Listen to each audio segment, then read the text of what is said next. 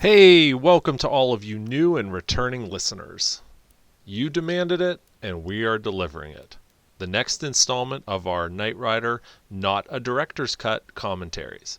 If you haven't checked out our previous installments, now would be an excellent time. You can find a link to the commentaries playlist in the description below.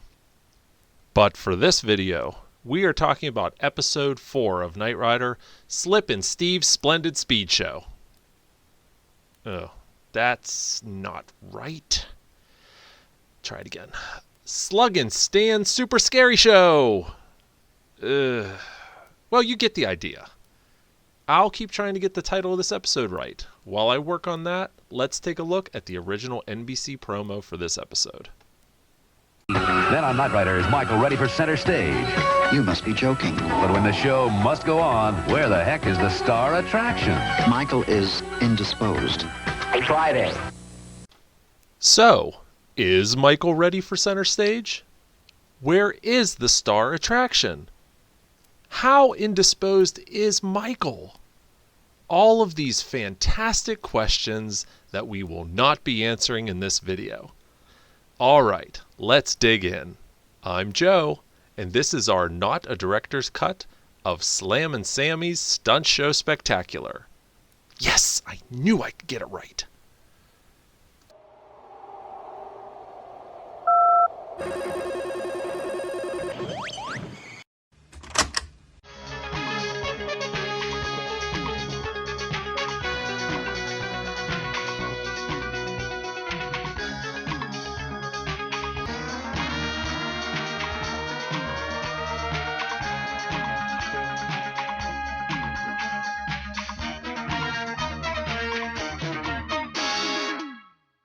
Before we break out our jewel-encrusted jumpsuit, tie a handkerchief around our neck, and start unpacking this episode, we want to hear from you.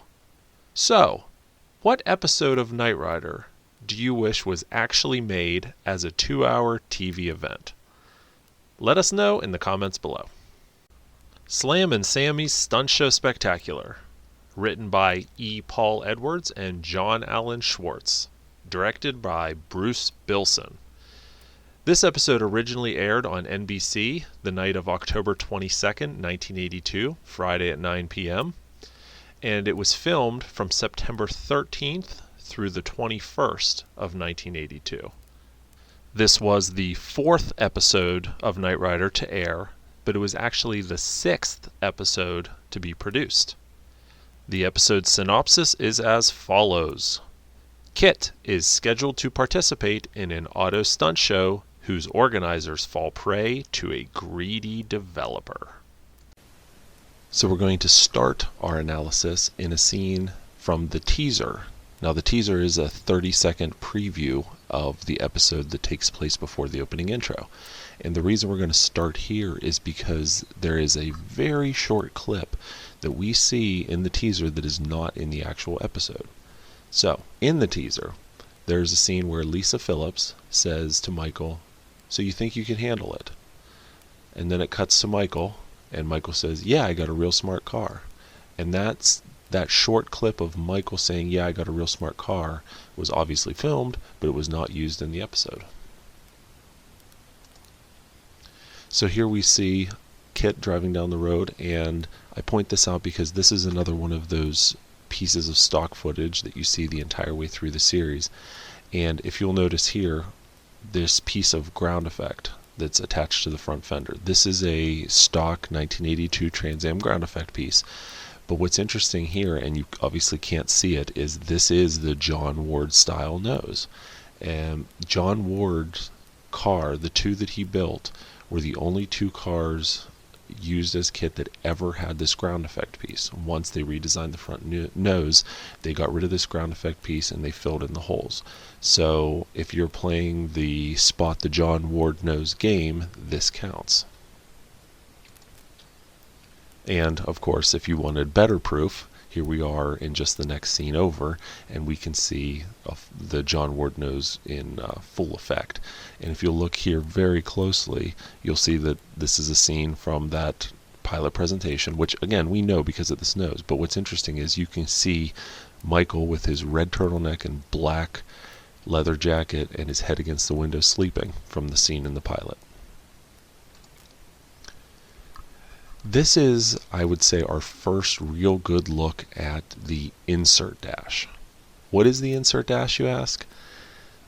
Anytime you would see KITT's dash up close in the series, now this is after the pilot, once the series got into production, but anytime you saw KITT's dash up close, anytime you saw KITT's voice box or Michael pressing a button or different LEDs lighting up, the speedometer cranking up, things like that, that was not on a dash that was in a car. That was actually on a dash that sat on a soundstage.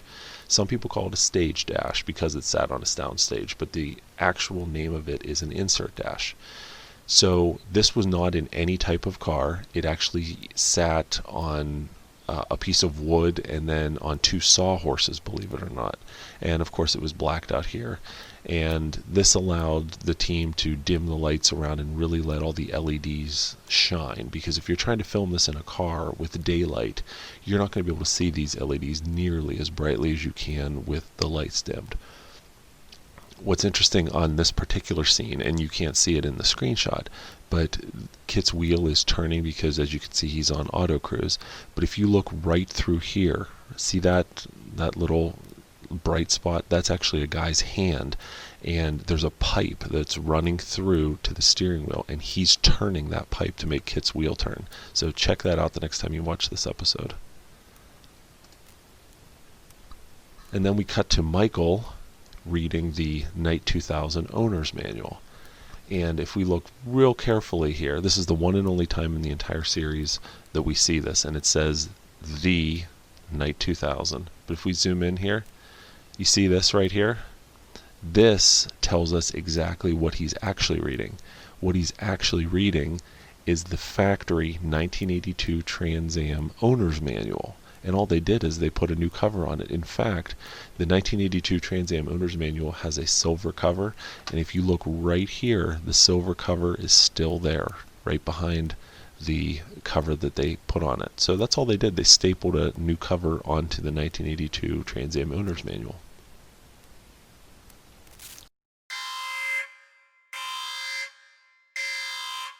Please take the next 5 seconds to subscribe to our channel, hit that notification bell, and give us a big thumbs up. Every new subscriber puts another Hoff-like hair on our chest.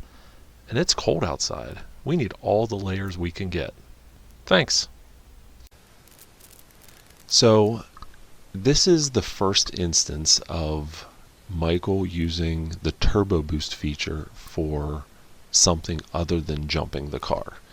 This becomes kind of common in the first season, especially early in the first season, where turbo boost has two results. Pressing the button has two results. One is to jump the car, one is to give KITT a burst of speed.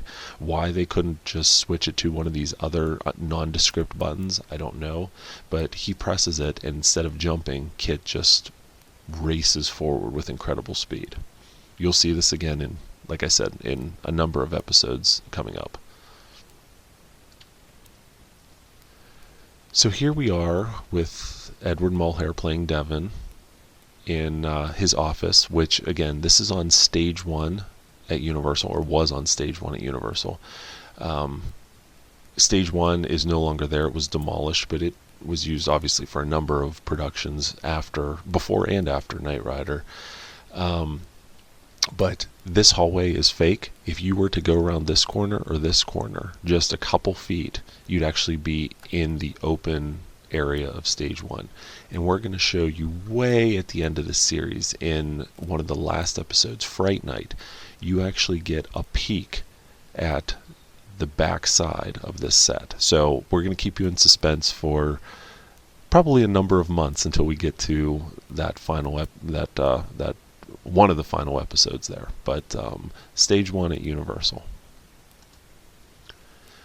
So this desk that Devon is sitting at, we actually found this exact desk. And when I say this exact desk, I don't mean the same type of desk. I mean this actual desk that Edward Mulhare is currently sitting at. back in 2012, we had the great fortune to visit Universal Studios, to visit someone who we now consider a friend, and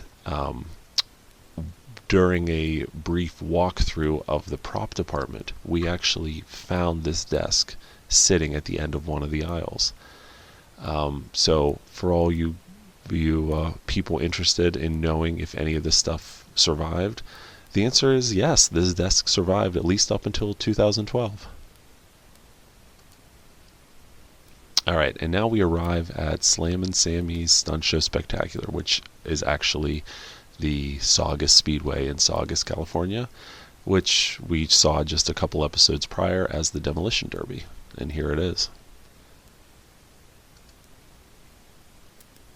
Alright, so here's our introduction to Sammy Phillips and Lisa Phillips. Sammy, on the left, is played by Eddie Firestone. Eddie was a very prolific actor. He appeared in so many productions: Buck Rogers, Galactica 1980, Charlie's Angels. But this was actually one of his last roles, and he would retire from acting shortly after this, and he passed away in 2007. On the right is Lisa Phillips, played by Susan Case. And what's interesting to note about her is this is her very first credited role, but she would only appear in another 4 credited roles before she would leave Hollywood. So after Knight Rider, she appeared in a guest stint on The Fall Guy. She appeared on Cheers. Cheers was her last known production, and then she just kind of disappeared and decided to live a quiet life away from Hollywood. So here we are at the Foundation Semi, and this is also on stage 1, and in fact this is only mere steps from Devin's office. So if you were to walk out here and back over off to the side, off this side, you would run into Devin's office. And this is another great scene early on where they didn't frame the scene as well as they did in later seasons, where you can clearly see that this entire wall has been removed for filming. So if you look right here, even at, this is the desk where they usually have their coffee maker, but look here, you can even see all of the things on the bottom shelf have fallen backwards because there's no wall here because they removed it. And you can clearly see the line here, and then this is actually the raw stage floor right there. And we've got Michael trying to put the moves on Bonnie. So this was something that was fairly common in those very early episodes of Knight Rider, up until the new executive producer Robert Foster came around in Hearts of Stone, which is about the midpoint of the season. But before that, the writers were trying to make not a romantic storyline, but they were trying to make it so Michael was always interested romantically in Bonnie, but she never returned his affection. So this is the first time we see that there. And if you watch it, especially after you watch it knowing, where those two characters progress, this is really kind of awkward the way Michael is trying to hit on her.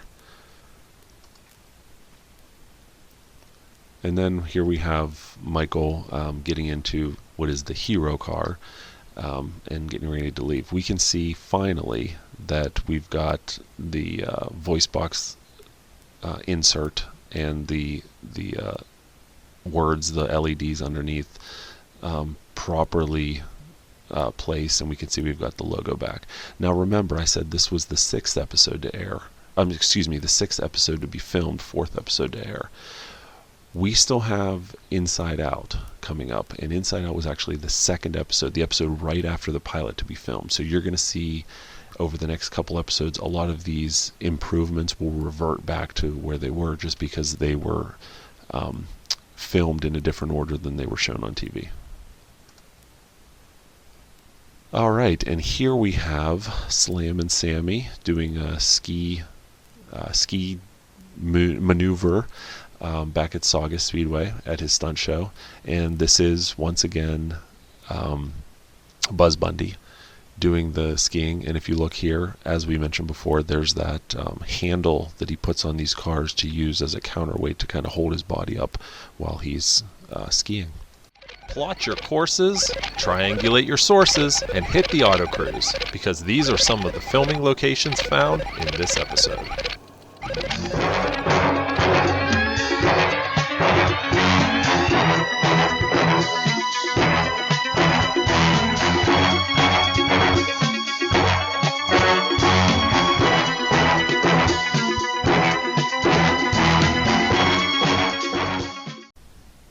So, Slammin' Sammy was named after a real-life employee of Universal Studios who was assigned to drive the water trucks. And if you look closely in this episode, you can see the real Slammin' Sammy's water truck used in this episode. Pretty cool, huh? Keep an eye out for it. We have Lisa and Michael. This is right after Lisa does a little maneuver in this Firebird. Notice in this corner, this Firebird has a little green sticker with what appears to be a white L on it.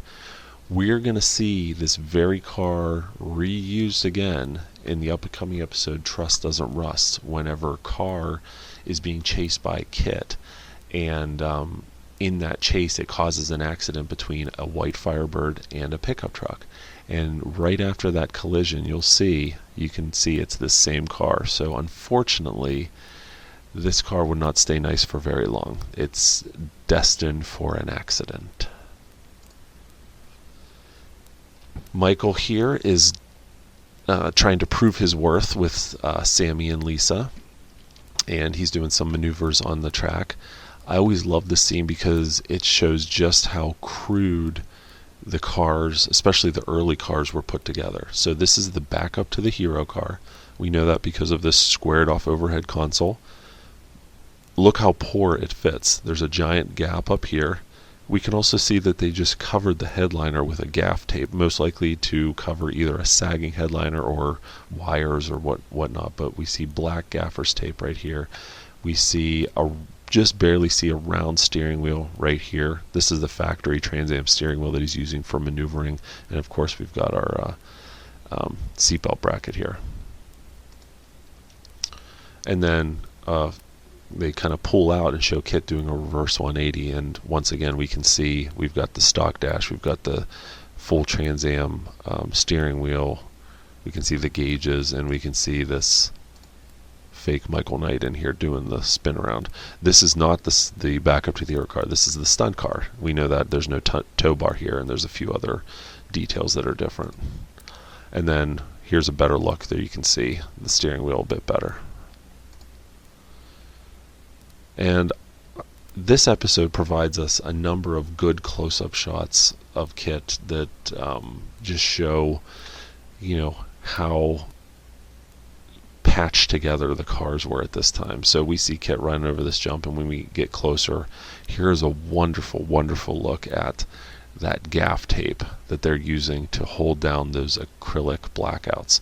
And you can also see here that the bumper, there's this huge gap right here in the bumper. This car has, by this point, has already been hit and put back together a number of times that none of these body panels line up. The scanner is a lot higher, and you can see the wood blocks underneath the scanner that hold it up. It's just a mess. If you pause it and look at it, the grills are falling down, the round steering wheel, the headlights, the seatbelt. So Mark Phillips, which is Lisa's brother, really wants to be a stunt guy on a bike, so he shows off some of his skills to Michael and everyone else. But what's neat is this is actually, and obviously, Jack Gill doing the driving of the bike, and this is a great scene right after Mark Phillips runs over a row of cars. He lands, and you can clearly see that is not the actor that played Mark. This is Jack Gill, stuntman extraordinaire. Moving forward, we see Buzz Bundy behind the wheel once again, about to do a ski job with KITT. and you can see he's already holding on to that metal bar. He's got his hand on it. He's ready to go. One of the unique things about Buzz Bundy was his ability to be able to ski both on the driver's side wheels and the passenger side wheels, which apparently is extremely difficult. I'd imagine either one is extremely difficult, and I don't think I could do either one, but he was adept at doing it both ways. And it's funny because in the episode they actually allude to that when Sammy asked Michael to do some skiing, and then Michael says, "You want left wheels or right wheels?" And he says, "Well, try both." And then after he leaves, Lisa says, "Probably nobody can do both wheels." Well, Buzz Bundy can. So here we go. And you look in here and you can get a nice look at Buzz and his concentration to keep the car up on two wheels, and the way he's holding that bar right there. There's a better, little closer look. He's got the round wheel. This is the stunt car. And then we turn to him on the passenger side wheels, and this is one of the few times in the entire series where you get a look at the underside of KITT, of the Trans Ams that they use. It would be to the point later in the season where they start covering up the bottom of the car to kind of give it more of a mystique, so people don't know, so they pretend that there's a turbine engine under there like KITT's supposed to have, but in reality it's a Chevy 305, or in some cases a 350. In this particular case, this is the stock 305 setup. So, but there's still some neat things to be gleaned from this scene. So we can see already that they've updated the shocks on these cars. The shocks from the factory were not red, and we know based on our analysis of the original cars that have survived that all the shocks were upgraded. We can also see that this car's stock exhaust was dumped in favor of a true dual exhaust. So if you look here, there's one pipe, and then here's the other pipe, and you have two pipes going down here, splitting off and going to a single muffler. We know that 82 Trans Ams came with a single pipe running down here, a catalytic converter right about here, a single pipe, and then it splits off into two dual resonator exhausts and then two tips. So this is all custom work specifically for Knight Rider. And at this point we can see we've got the a blue oil pan. So these early 82 cars, especially the ones that were built at the Van Nuys plant, they came with blue engines. So by seeing this, we can deduce that this is actually the numbers matching original 305 engine that came in this car. And you can see it's already badly dented. This should be smooth, but it's already pushed up quite a bit. A lot of the cars were they swapped out the factory 200C metric transmission, and they swapped in a turbo 350. And it's hard to see here, but based on the wear we see on this pan, my guess is that this has already been swapped to a turbo 350. And one last thing to note, these are the cutouts in the trunk that we mentioned back in a previous episode about how they did the oil slick. So they cut these holes out and then they would dump oil out of those two holes. And here we have just a kind of a closer shot, and you can see how much wear this car already has. And take a look here. If you look under here, you can see the factory gold trim that this car once had before it was painted black to become KITT.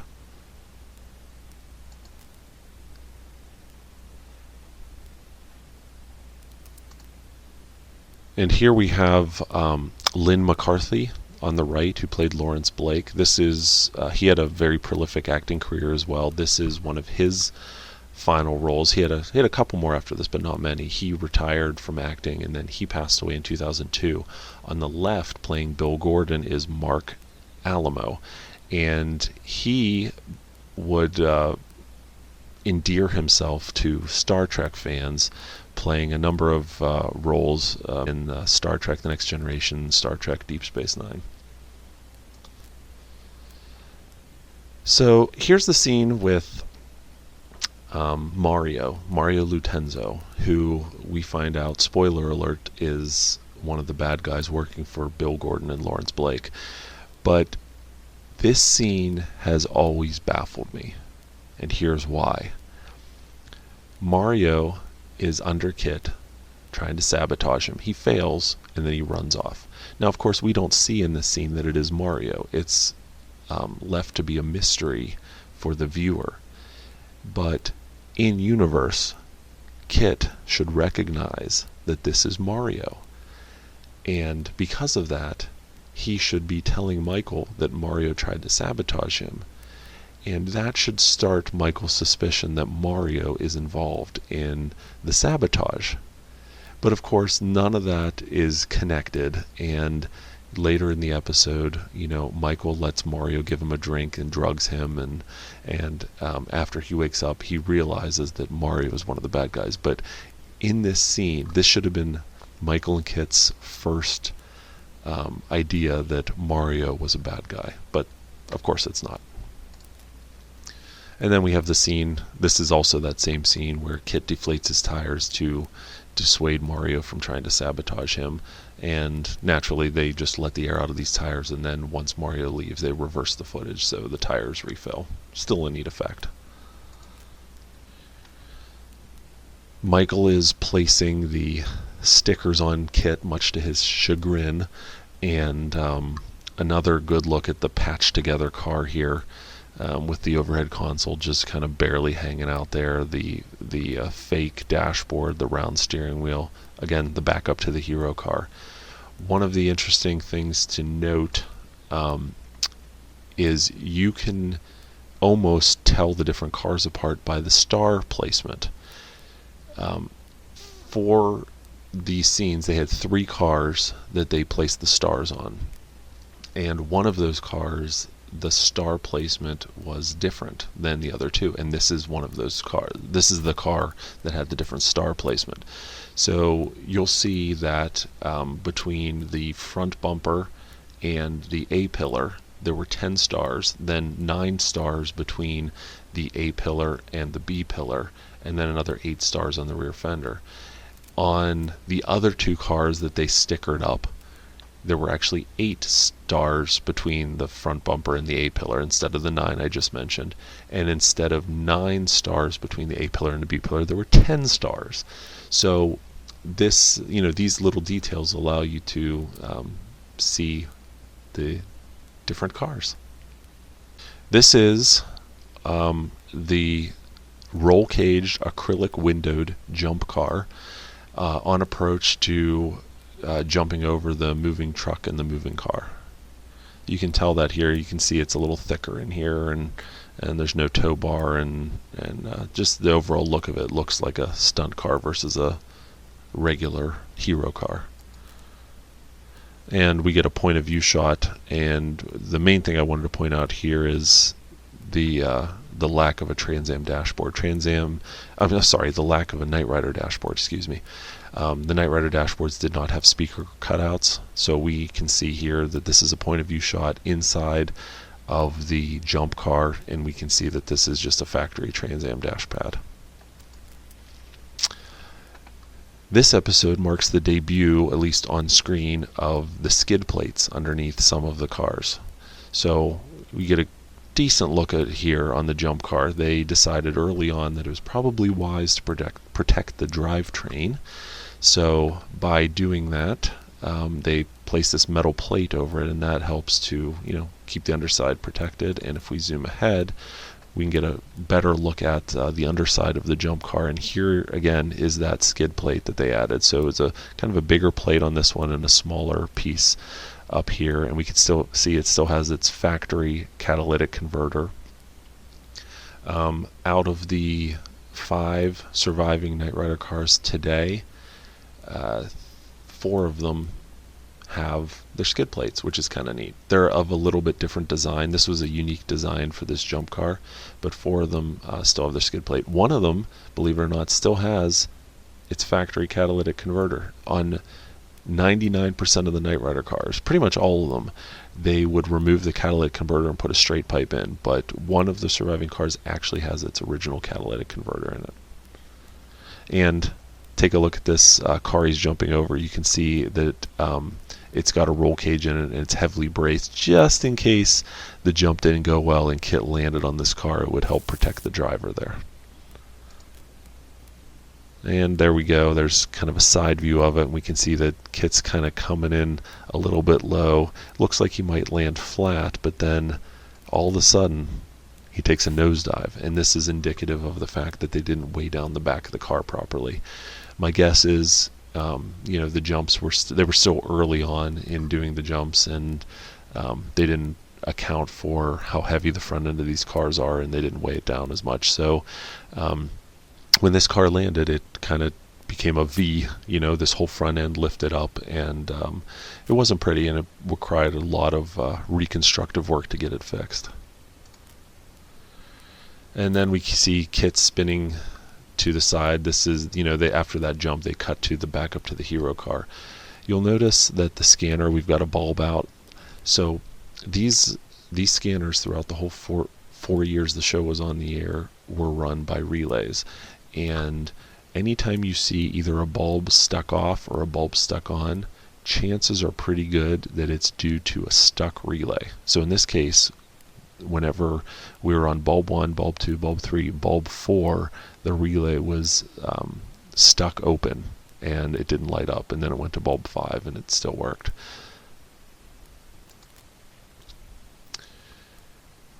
Here's Michael after his jump, his somewhat successful jump, talking to Lisa. This jewel-encrusted jumpsuit that I alluded to earlier has survived and is still around and is actually for sale, if not by us, but or at least it was for sale about a year ago. I don't know if it's sold, but the jumpsuit survived, and you could possibly add it to your collection.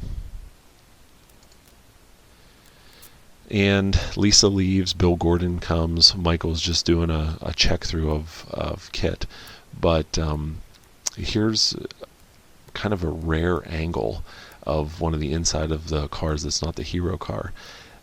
You can see this is, again, the backup to the hero car, but just take a look at this. This looks nothing like KITT's dashboard. This is the factory Trans Am steering wheel. We do have a dash shell over here, but we can see that there is no front to it at all. It's literally a pad that goes on top.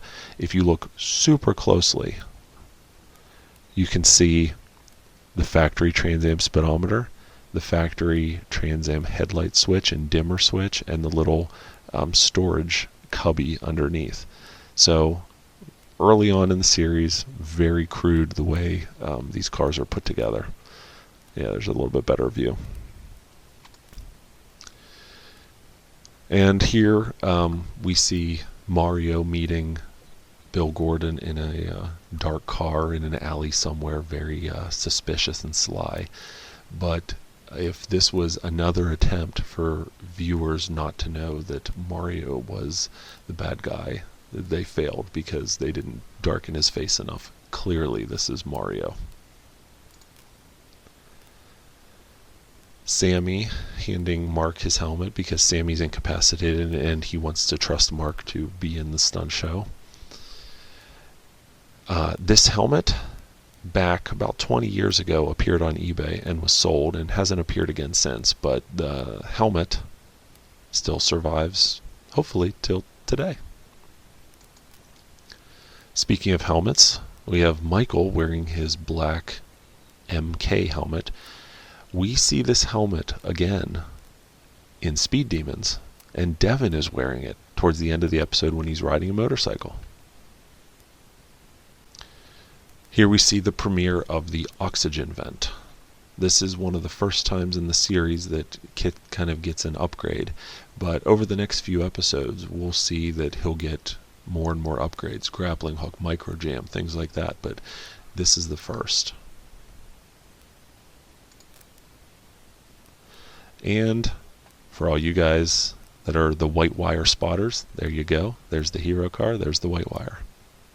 And if we look over here, looks like we've got a piece of gaff tape holding the door panel together, which I guess is not a surprise. They were not kind to these cars, in case you were wondering. Here we see Jack Gill being stopped by Michael. We see that KITT's got his rubber shell on top, and Michael's about to pull him in.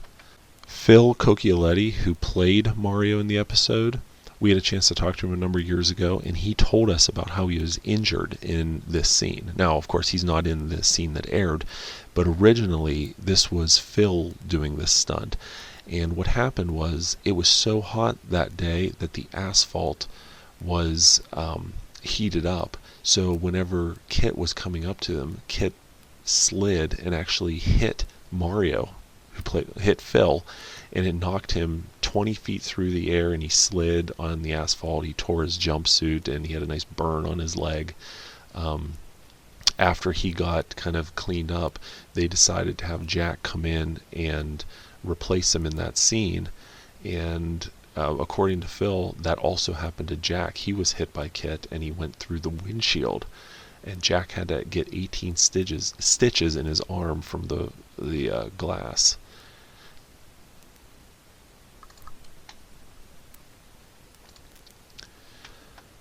This is after Michael pulls Mario into KITT, and we get to see kind of a close-up shot of this rubber shell.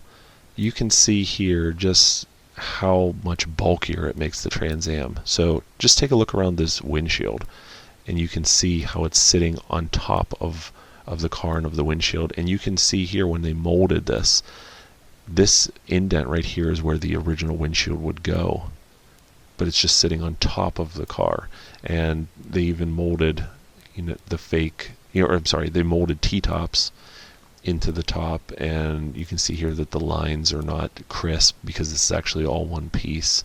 It's a pretty amazing piece of engineering when you think about it, because of the way that they had to make a copy of the shell of a car, but they had to make the copy a little bit bigger so it would fit on top of the Trans Am. And we zoom in here, and you can just see just how crude this rubber shell is up close. And it's hard to see here, but the rubber shell actually had molded door handles into it. And underneath, where you would normally place your fingers, there was no hole here. It's actually smooth, and it curved down to meet the rest of the body. For the final scene, we revert back to the epilogue with Wilton Knight, played by Richard Basehart, giving his closing narration. This wasn't seen in the previous two episodes, but we're back to seeing it again in Slammin' Sammy, and we'll see it again throughout a good portion of the rest of this first season. So now that it's back, it's here to stay until they switch to the what would become the more common KITT driving through the desert scene out at El Mirage. But the epilogue here is back for the time being.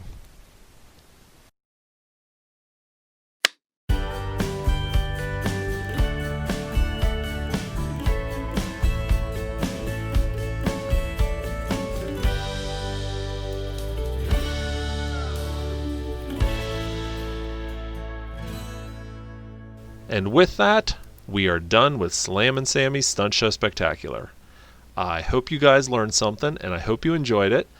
Stay tuned for our next episode where we dig into Just My Bill.